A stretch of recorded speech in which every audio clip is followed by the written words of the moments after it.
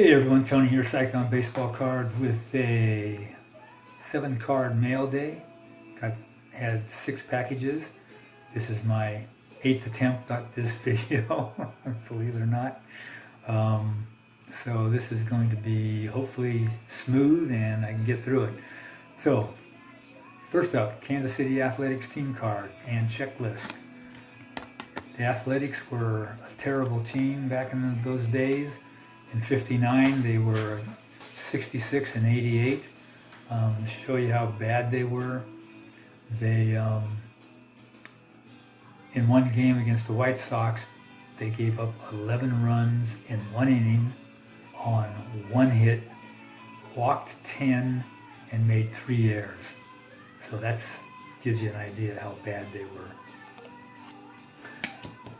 And next up, from 1959, we have Tom Carroll. Tom was a short player, time player. He only played for a couple of years with the A's.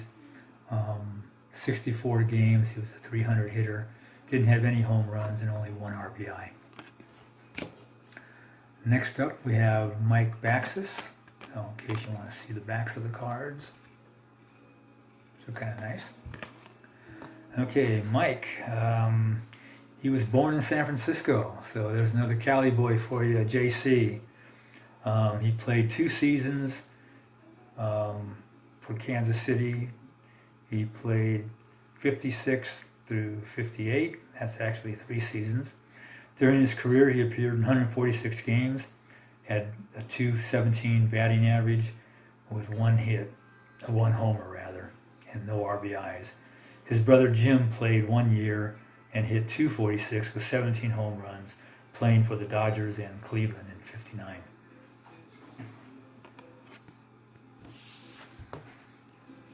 Okay, next up we have some cards from 1967. We have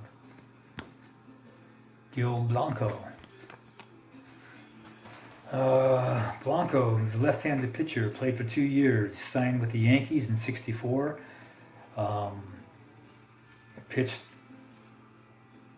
for the Yankees in '65 and the A's in '66. Must have pitched in '67 too, because this is a '67 card. In 28 Major League games, 9 as a starting pitcher, he compiled a record of 3-5 with a .445 ERA. Pitched in 58 and 2/3 innings. Next up we have Danny Carter.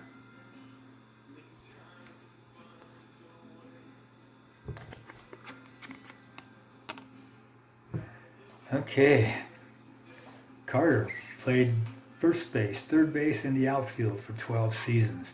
Signed with the Phillies at age 18. He was considered a good hitter and difficult to strike out. He was a slow base runner though, and he hit into a lot of double plays, they say.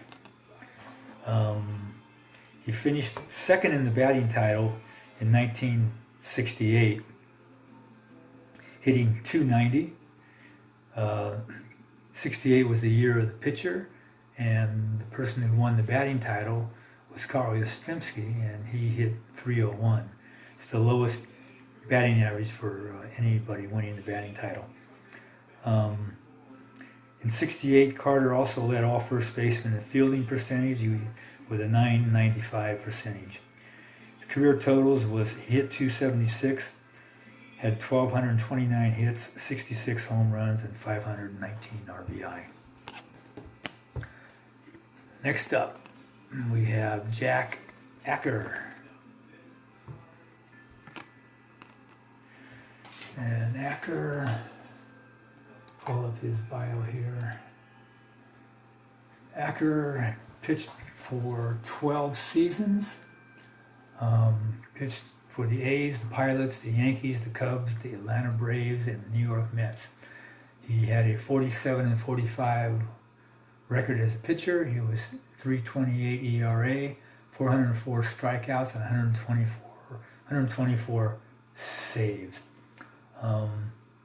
He was the union representative for the A's back then, and he had a lot of run-ins with Charlie Finley, so Finley put him up for grabs in the Rule 5 draft.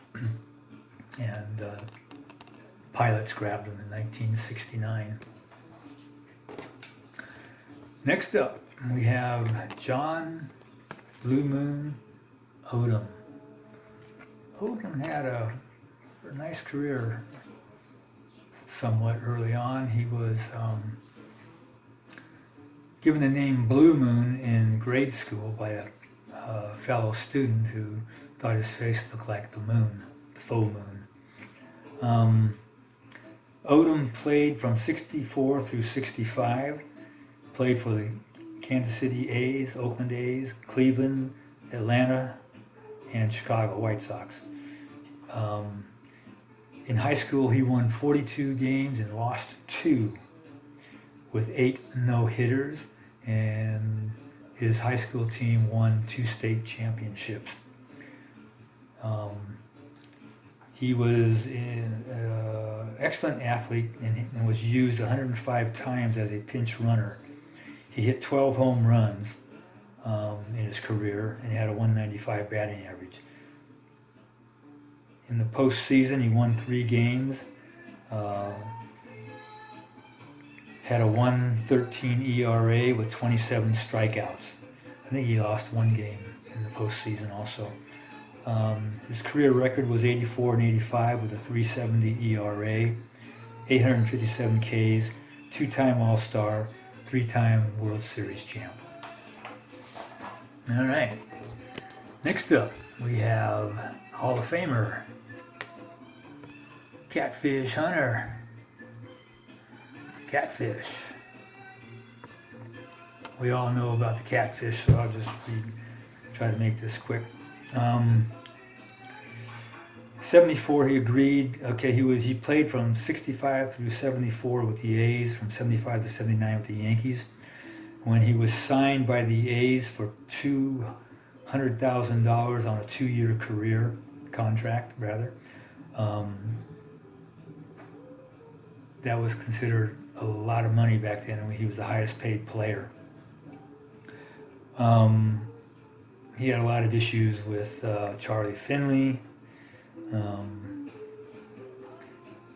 His career record was 224 and 166, 326 ERA, 2012 strikeouts, 8-time All-Star, 5-time World Series champ, 1-time AL Cy Young, 2 times wins leader, 1-time ERA leader, 1 perfect no-hitter game.